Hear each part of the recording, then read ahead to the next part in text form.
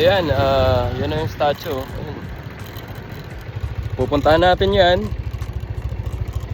At dito tayo dinala ni Google. Tara. Ayun. Mga coconuts. Ayan. Souvenirs. Ayan, dito tayo sasakay papunta doon. Tara. Abang lang tayo dito sa ang ganda ng kite to.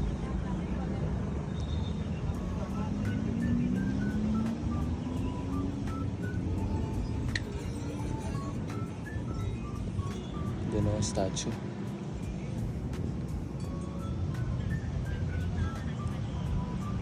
Ayan o.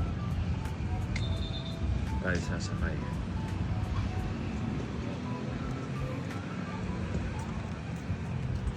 Si Punch.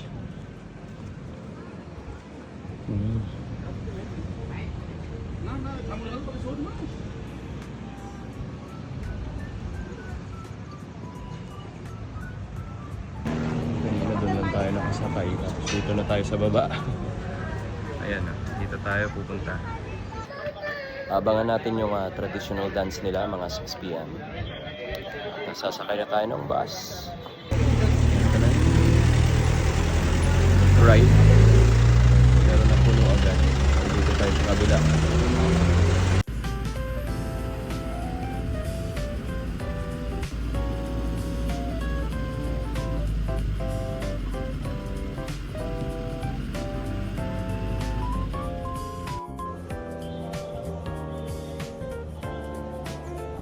Yan, may ticket na tayo at napasok na tayo dito.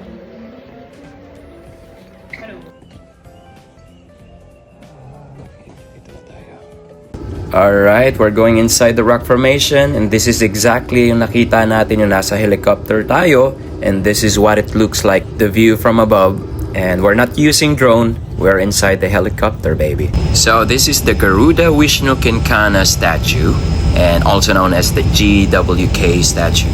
And that's a 121 meter tall statue located in Garuda Vishnu Kinkana Cultural Park, Bali, Indonesia.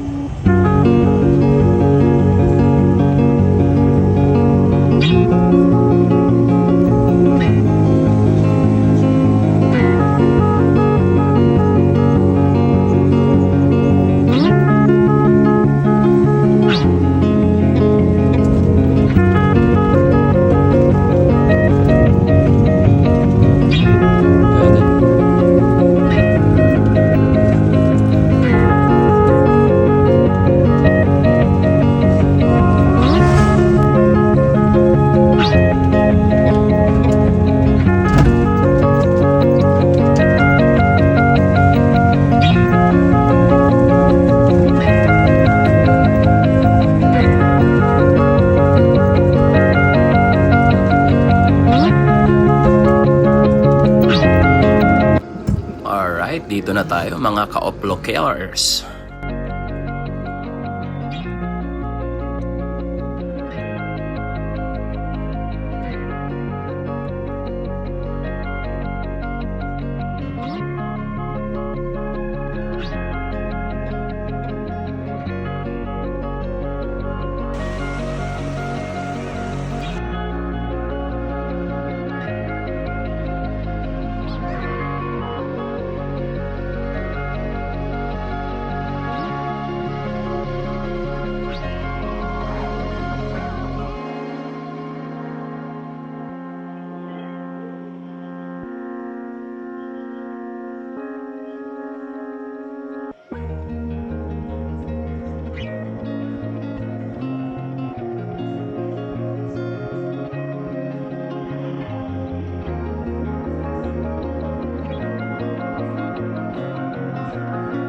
Ice cream sa mga mahilig sa ice cream, yan.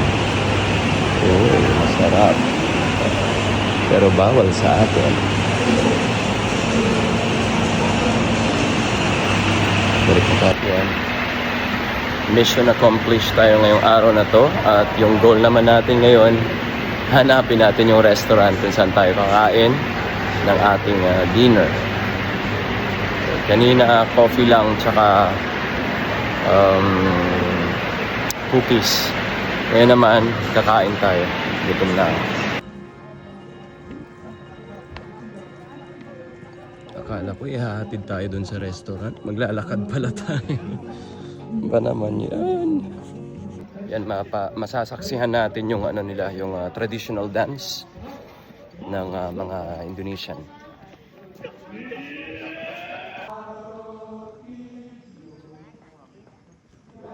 Kan pada saat para dewata saling bekerja sama dengan para raksasa di tengah samudera kesirar nawa mencari air suci kehidupan yang tiada lain adalah Tirta Amerta. Namun pada saat proses pengadukan dari gunung tersebut muncullah berbagai keajaiban, terutama itu Dewi Gadru dan Dewi Winata sedang mengadakan taruhan menebak warna ekor dari kuda uncis rawa.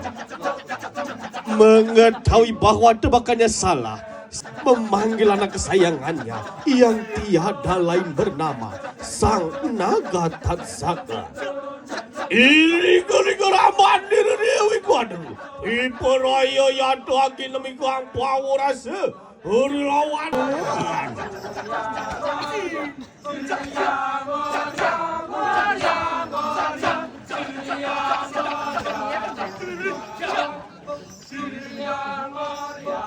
Setelah Sang Garuda mengetahui apakan siaran terbebas ibunya dari perbudakan tersebut, ia pun Sarap pa sana manood ng traditional dance nila, pero gutom na ako at papunta na tayo ng restaurant.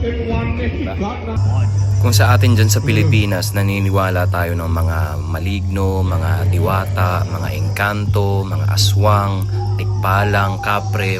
Parang ganito rin sa kanila, guys. Maririnig nyo dito pagpasok nyo dito sa rock formation na to, mga kakaibang tunog. Ayan. O, diba? Nakakatakot.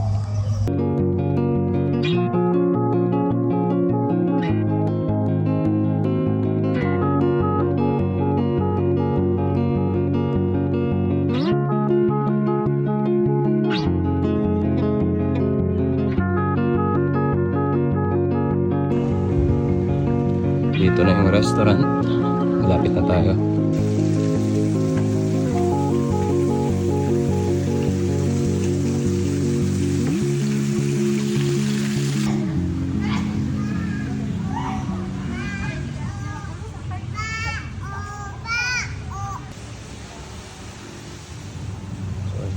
Starbucks sila dito. Ayan. Ito rin yung view dito, mataas kasi.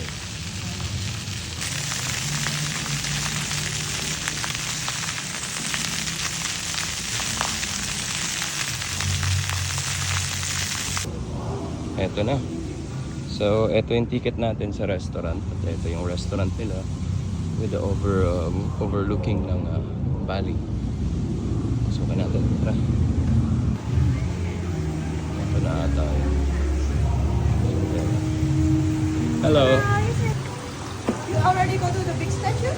You already go to the big statue? Yeah. It's very, very huge. It's amazing. Wow. Where do you want to sit? Nice view. Yeah, outside. Oh, beautiful restaurant. Did you have to hurt me too? Wow, amazing. Nice. Yes. Thank you so much. Ganda.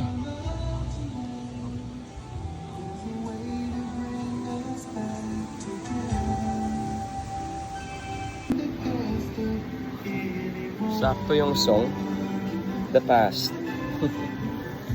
Alright, so dito na tayo sa restaurant. At nakalimutan ko yung restaurant, pero Jendala, parang ganun. The view, oh my god, it's very, very, very amazing. So ito yung view natin. kita buong Bali. Ayan.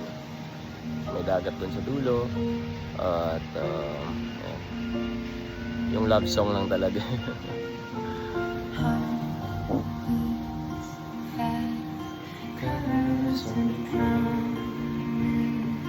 Sarap. This spot sa gilid na to is perfect for like, you know, dinner, date or something. Dito talaga guys, makikita nyo yung buong area ng Bali, pati airport makikita nyo, dagat, tsaka ibang mga city lights. Sobrang ganda. Ayan, nandito na yung food natin at kakain na tayo. Hindi ako kumain ng rice buong araw. Ngayon lang, ngayong dinner lang. Kaya, kain na. With this view. Yan yung view natin. Ganda. Kitang kita yung buong Bali. Ayan. Kain na tayo at gutom na ako. Kinain ko kaninang umaga cookies lang tsaka coffee. So, eto, ngayon lang din ulit nag-rice since April 2. Hindi ako nag-rice. Mga ilang araw din tayo hindi nag-rice, kaya kain muna tayo. I decided to create dream come true. So the spring come on, the sea your hair, and when the sunlight in your eyes, oh, blue.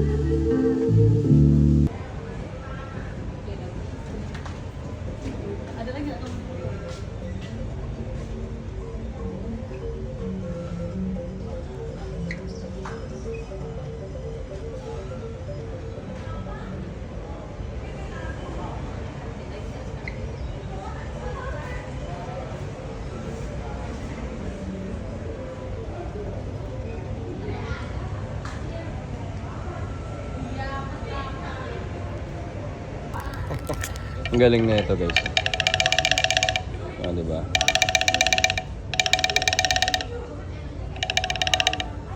Ang galing na. Marami silang mga ref magnet, mga stickers, tsaka mga products nila syempre. Yan. Hindi ko alam kung ano to. Parang malong ba to? Scarf. Punta na tayo sa parking lot at uwi na tayo ng hotel. Pagod na ako. Ayan. Buong araw. Hindi naman buong araw pero ang aga natin umalis kanina. Tapos sobrang init pa. Bukas trip to Ubud naman. Doon naman tayo sa may Monkey Forest. Medyo malayo-layo din yun. 1 oras. Sana kaya pa ng energy. Kaya naman eh. Gala nga tayo sa Pilipinas, dito pa kaya. Yun, ito na yung bike natin. Wala akong NMAX sa Pilipinas. Nagkaroon tayo ng NMAX dito sa Bali. Ayan. Tara, uwi na tayo. Turn right, then turn right. Ayun oh, ang ganda ng mga palights nila dito. Parang Pinalak Festival sa amin. Galing. Yan, dito na tayo sa hotel. Mukha ng aswang yung buhok ko. Pero yan, pahinga muna tayo. Maligo at gala ulit. Abangan nyo guys yung ating next vlog. Maraming salamat and see you.